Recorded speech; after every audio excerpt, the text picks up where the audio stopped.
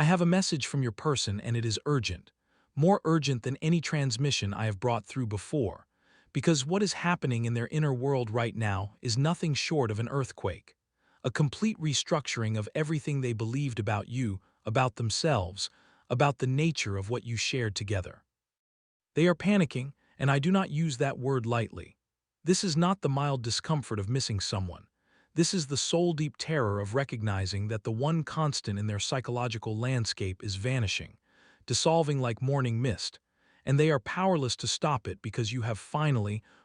stopped giving them the energetic rope they needed to keep you tethered. You changed, and the shift in your frequency has sent shockwaves through the invisible thread that still connects you, alerting them on a level they cannot name or understand that something fundamental has transformed in you, that the person who waited, who hoped, who held space for their return has begun walking away, not in anger but in profound self-reclamation. They can feel it even if they have no conscious language for it, even if they scroll past your name and tell themselves they do not care, because the body knows what the mind denies, and their body is screaming the truth that you are slipping through their fingers like water, like sand. Like every precious thing they convinced themselves would always remain available for their taking. Right, they feel it in the comments if this message is landing in your spirit, if you can sense the disturbance you have created in their field simply by choosing yourself, by refusing to be the person who waits forever in the shadows of their indecision, because your acknowledgement of this truth amplifies the manifestation that is already unfolding, the return that is being orchestrated not through your begging, but through your absence, through the void you have created where your constant presence used to live. You changed, and they can sense it the way animals sense approaching storms, the way the collective unconscious registers shifts in archetypal patterns before the conscious mind can name them. This is not about what you posted or did not post on social media. This is not about whether you answered their occasional breadcrumb messages or left them on read. This is about something far more profound and energetically undeniable. You stopped chasing, yes, but more significantly you stopped waiting. You stopped organizing your inner world around the possibility of their return. You stopped checking your phone with that particular desperate hope. You stopped running every experience through the filter of would this make them jealous, or would this make them realize what they lost. And that cessation of focus, that withdrawal of your attention from their orbit, has created a disturbance in the force they cannot ignore even as they try. Your silence is louder than your words ever were, louder than your confessions of longing, louder than your explanations of how much they hurt you. Because silence in the spiritual realm is not emptiness but fullness. It is the sound of a soul retrieving its scattered pieces, gathering its projected light back from the places it gave itself away too freely, too completely, too trustingly. The energetic shift that happened can be explained through Carl Jung's concept of the withdrawal of projection. You stopped seeing them as the source of your completion and started recognizing them as a mirror, sometimes beautiful and sometimes cracked, reflecting back the parts of yourself you had not yet integrated. And when you stopped projecting your wholeness onto them, when you stopped making them the god or goddess in your personal mythology, the spell broke. They felt the spell break. They felt the moment your soul stopped reaching across the distance between you. And that feeling, that sudden absence of your energetic devotion, has triggered something primal in them. Something that understands on the deepest level that what is walking away from them now is not coming back unless they take radical action,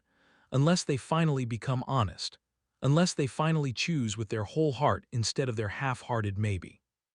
They thought you would always be there, standing at the edge of their world like a patient lighthouse, always illuminating the way back to safe harbor no matter how far they sailed into the storms of their own confusion, their own fear, their own need to run from anything that felt too real, too vulnerable, too much like the kind of love that demands transformation rather than offering comfortable stagnation. This was not conscious arrogance on their part, not a calculated strategy to keep you in reserve while they explored other options. This was the deeper, more unconscious assumption that some things in the universe are simply fixed, that some people are simply constants, that you were woven into the a brick of their reality so permanently that they could always return to find you waiting, find you willing, find you open. The shock they are experiencing now, this disorienting vertigo of recognizing your absence not as a temporary mood or a phase, but as a genuine departure, is the psychological equivalent of discovering that gravity has reversed, that the sun has chosen to rise in the west, that the fundamental laws they organized their world around have shifted without warning. You were the constant they took for granted, the person whose love felt so inevitable, so unconditional, so utterly reliable that they convinced themselves they could reject it, ignore it, dismiss it, and it would still be there whenever they decided they were ready, whenever they finished exploring whatever else they thought they needed to explore first. As Jung once observed, we often fail to recognize the value of what we possess until the moment of its loss reveals to us the void its presence was filling.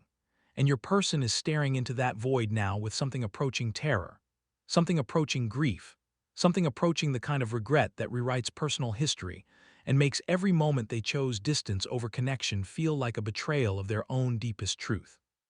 They are replaying the memory real compulsively, watching scenes of your togetherness with new eyes, seeing for the first time how much you gave, how patient you were, how many times you met their uncertainty with steadfast presence, how many chances you offered them to choose differently, to choose you, to choose the connection that their soul recognized even as their ego constructed elaborate defenses against its transformative power. The recognition is devastating them, breaking them open in ways they have spent years avoiding. And yet this breaking is the only path to the breakthrough that must occur if any reconciliation is to be real rather than another cycle of the same painful pattern. Deep in the caverns of their mental landscape, where the conscious mind cannot fully supervise or control the narrative, there is obsession, there is compulsive replay. There is the kind of circular thinking that therapists call rumination but mystics recognize as the soul's attempt to solve an equation it cannot yet balance, to reconcile the cognitive dissonance between the choice they made to walk away and the feeling that now haunts every quiet moment that they walked away from the only person who truly saw them, truly met them, truly offered the kind of love that terrifies precisely because it demands authenticity in return. They compare everyone to you and everyone falls short, not because you were perfect. They can recite your flaws when they need to justify their distance, but because no one else carries the same energetic signature, the same inexplicable sense of home, the same feeling of being known at depths that transcend explanation or logic or the reasonable criteria by which we are supposed to choose our partners. Their attempts to move on are failing in slow motion, each new connection revealing itself as a hollow echo of what you offered, each conversation feeling like a performance they no longer have the energy to sustain, each moment of physical intimacy with another person only amplifying the psychic intimacy they experienced with you, and are now desperately trying to recreate in vessels that cannot hold it. No one feels like you because no one is you, because whatever recognition occurred between your souls in the early days of your connection was not random chemistry or timing or circumstance, but something the collective unconscious orchestrates when two people carry complementary pieces of the same ancient pattern, the same archetypal story that must be lived through, must be suffered through, must be transformed through if both individuals are to evolve into their fullest expression. They know this on some level they cannot articulate. They feel it in the way their body refuses to settle into new connections, in the way their mind drifts to you during moments that should belong to someone else, in the way your name still carries an electrical charge that no amount of time or distance has managed to neutralize. And this knowing without being able to know, this feeling without permission to feel, is creating an internal pressure that will eventually demand release. Where your energy once filled them, where your attention once wrapped around them like an invisible embrace, where your thoughts once reached toward them with that particular frequency of loving focus. Now there is hollow, now there is vacancy, now there is the kind of spiritual emptiness that cannot be filled with substances or distractions or new romantic interests, because it is shaped precisely like you, carved out precisely to hold the specific vibration you carry. And nothing else fits into that space, no matter how hard they try to force substitutes into the vacuum you left behind. This is the principle of energetic displacement made manifest in their personal experience. When someone has been receiving focused attention, devoted energy, consistent loving regard from another soul, that flow of energy becomes part of their field, becomes something they unconsciously rely upon, becomes sustenance they do not recognize as sustenance until it is withdrawn, and they find themselves starving in ways they cannot name. They try to fill the void with everything available to them, with frantic social activity and casual connections and accomplishments and validations, with all the ego-building exercises that our culture promises will make us whole. and yet each attempt to fill the space only emphasizes its depth, only highlights the truth that what you offered was not replaceable, because it came from the unique intersection of who you are and who they are when witnessed through your eyes. The concept of synchronicity applies here. Jung's recognition that meaningful coincidences reveal the hidden connectedness beneath surface reality. Because your withdrawal of energy happened precisely when they needed to feel it most, precisely when they were beginning to relax into the assumption that you would always orbit their sun, precisely at the moment when the lesson needed to be learned about taking sacred connection for granted. Subscribe to this channel for weekly spiritual guidance on navigating the mysterious currents of soul connections, twin flame dynamics, and the alchemical processes that transform relationship pain into spiritual gold. Because these transmissions are arriving for you at exactly the moment you are ready to receive them, at exactly the point in your journey when you need confirmation that what you are feeling, sensing, knowing beyond logic is real and valid, and part of a larger pattern that is unfolding with perfect divine timing, even when it feels chaotic and painful and utterly uncertain. If fear was not stopping them, if pride had not constructed such elaborate walls around their vulnerability, if the terror of rejection did not feel more overwhelming than the pain of continued separation, they would tell you everything. They would crack themselves open like a geode and reveal the hidden crystals inside, the beauty they have been protecting behind rough exterior surfaces. The truth that has been pressing against their throat for weeks or months, or however long it has been since you withdrew your light and left them in darkness of their own creation. I was wrong. These are the words that circle their mind in moments of raw honesty, in the space between sleep and waking where the ego's defenses are thinnest, where what is real can briefly surface before being pushed back down beneath the weight of all the reasons they constructed to justify their distance, their hesitation, their choice to walk away from what their soul recognized even as their wounded psychology ran in the opposite direction. I am sorry, deeper than mere apology for specific incidents or words. This is grief for time wasted, for opportunities missed, for the way they made you feel unseen or unvalued or uncertain of your worth when the truth living beneath their fear was always that you were too valuable, too real, too capable of dismantling the false self they had spent years constructing to protect the tender, authentic self they did not trust anyone to hold with care. I need you, not the shallow need of dependency or the ego's need for validation, but the soul-level recognition that certain connections are not meant to be walked away from, that certain people arrive in our lives as assignments from the collective unconscious, as mirrors we are meant to gaze into until we see ourselves clearly, as teachers we are meant to learn from until we evolve beyond the patterns that have kept us trapped in repetitive cycles of incomplete relationships and abandoned potential. But they hesitate because the risk of your rejection now that you have reclaimed your power feels unsurvivable, because they can sense that you are no longer the person who would accept breadcrumbs or half-truths or carefully rationed affection, because they know on some level that if they come back, it must be with everything, with full honesty, with the kind of radical vulnerability they have been avoiding their entire life. Pride versus love, fear of rejection versus fear of loss, the part of them that would rather maintain the illusion of control by staying away versus the part that knows staying away is the greatest loss they will ever experience. They are at war with themselves, conducting an internal battle that consumes energy they do not have to spare, that creates the kind of cognitive and emotional exhaustion that seeps into every area of their life. That makes everything feel harder and heavier and more effortful because they are expending so much psychic energy, maintaining the divide between what they feel and what they allow themselves to act upon. This is the classic Jungian conflict between persona and shadow, between the constructed self we present to the world and believe we should be, and the authentic self we exile into darkness because it feels too vulnerable, too hungry, too needy, too much like the parts of ourselves we were taught to be ashamed of in a culture that values independence over interdependence, that celebrates emotional invulnerability as strength rather than recognizing it as the defense mechanism it truly is. Their pride whispers that reaching out would be weakness, would be admission of need, would be giving you the power to hurt them again, would be proving to themselves and to you that they cannot exist independently, that they need your presence to feel whole, and in a world that has taught them that need is shameful, that dependency is pathological, that wanting another person with soul-deep intensity is something to be feared and avoided, this feels like a risk they cannot take.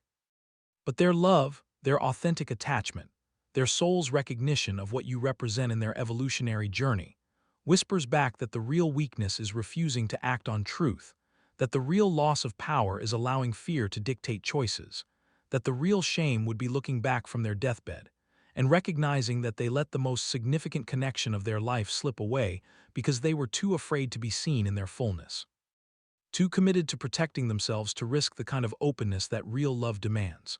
Describe the moment pride will finally break. It is coming, it is building, it is reaching critical mass within them like pressure in a sealed container. And when it breaks, when the dam finally gives way, the force of their return will carry everything they have been holding back. Every confession, every apology, every desperate declaration of what you have always meant to them. Watch for the specific behaviors that signal internal resolution approaching external action. The digital footprints that reveal their focus has returned to you with renewed intensity. The way they suddenly reappear in spaces you occupy online,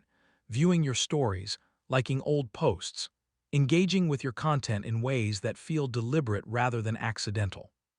Creating what psychologists call a soft contact pattern, where they test the waters of your receptivity without fully committing to direct communication, because they are still negotiating their own fear even as the pull toward you grows stronger than their resistance. Notice the energetic signs that operate beyond the physical realm, the sudden flood of thoughts about them that feel intrusive and unprompted, the dreams where they appear with messages or emotions that feel too vivid to be random neural firing, the synchronistic occurrences where their name appears, their favorite song plays, something they loved crosses your path at precisely the moment you were thinking about them. Because energy in the quantum field does not respect the boundaries of physical separation, and when someone is thinking about you with obsessive intensity, when someone is directing focused attention toward you from across whatever distance separates you, you will feel it as disruption in your own field, as static in your previously clear channel, as sudden unexplained shifts in mood or energy that correspond to their internal process. Watch for mutual contacts mentioning them more frequently, for indirect communication attempts through third parties, for changes in their social media behavior that suggest they are either preparing to reach out or trying desperately not to, for the particular restlessness that indicates someone is circling a decision they know will change everything, standing at the edge of the cliff trying to gather courage to jump, knowing that once they reach out there is no taking it back. No pretending the feelings do not exist, no maintaining the comfortable fiction that they have moved on successfully. Share this transmission if you feel their energy shifting, if you sense the approach of contact like the pressure change before a storm, if you know without knowing how you know that the silence between you is reaching its natural conclusion, and something must give way, must break open, must finally be spoken after all the months or years of things left unsaid, because your sharing activates the collective field, strengthens the manifestation, sends ripples through the web of connection that links all souls navigating similar journeys, and perhaps even reaches them through channels that transcend ordinary communication, reminding them on some level they cannot consciously access that you are still here, still open, still worth the risk they are so desperately afraid to take. You hold the power now, and this is not the false power of manipulation or games or withholding yourself to create artificial scarcity. This is the real power of self-possession. O. F. Knowing your worth independently of their recognition. Of understanding that your completeness does not require their return even as you remain open to the possibility of reconciliation, built on foundations of mutual honesty and evolved consciousness, rather than the unstable ground of need and fear that characterized your previous dynamic. You do not owe them your waiting, you do not owe them the paused life, the held breath, the constant state of readiness for their return, because that kind of waiting is not loyalty or love but self-abandonment dressed in spiritual clothing. And the universe did not orchestrate your meeting so that you could spend your precious incarnation sitting by the window hoping for someone else to decide you are finally worthy of their full presence. Your peace is the priority, your healing is the sacred work, your journey toward wholeness is the plot line that matters most in this story. And whether they return or not becomes almost secondary to the larger question of who you are becoming through this crucible. How you are learning to love yourself with the devotion you once directed toward them. What you are discovering about your own resilience and strength and capacity to survive the loss of what you were certain you could not live without. The paradox that holds both truths simultaneously is this. Whether they return or not, you have already won. You have already reclaimed the parts of yourself you had scattered across the landscape of your connection. You have already learned to stand in your own light rather than reflected glow. You have already proven to yourself that you can choose your own peace over the addiction to their chaos. And this victory is yours regardless of what happens next, regardless of whether they show up humble and honest and ready, or whether they remain trapped in their patterns and you close the door with finality and grace. The choice in this moment is not about them at all, but about you, about whether you will continue honoring the self-love you have cultivated or slide back into old patterns of settling for less than you deserve, about whether you will maintain your standards or lower them again out of loneliness or nostalgia, or the part of you that still hopes love should not have to be this hard. This story is reaching its climax, arriving at the point of no return where all the energy that has been building must find resolution, must manifest as action, must move from the realm of potential into the concrete reality of choice and consequence, because the universe will not allow this kind of intensity to remain suspended indefinitely in the realm of maybe and someday, and if only things were different. Either they come back honest, stripped of pretense and pride, carrying the full acknowledgement of what they walked away from and what they now understand about the rarity of what you offered, ready to meet you as an equal rather than as someone they can take for granted. Or you close the door with peace, with gratitude for the lessons learned and the strength discovered, with the clear-eyed recognition that you deserve someone who does not need to lose you to understand your value, who does not need to see you walking away to finally choose to move toward you. Both outcomes are victories for you because both outcomes represent you honoring yourself, you refusing to abandon your own needs for the comfort of someone else's uncertainty, you standing firm in the knowing that you are not a consolation prize or a backup plan or a safe harbor someone returns to only when all other options have been exhausted. The universe is aligning you with what you truly deserve, orchestrating circumstances and synchronicities and inner shifts that are preparing you for a love that does not require you to diminish yourself to receive it, that does not ask you to prove your worth through patience that looks more like self-abandonment, that meets you in your fullness rather than asking you to make yourself smaller to fit into the limited space someone else's fear has created. Your path forward is illuminated whether they walk it with you or not, and that certainty, that knowing that you will be more than fine regardless of their choice, is the frequency that either calls them back transformed or releases them with love, while opening space for what is truly meant for you.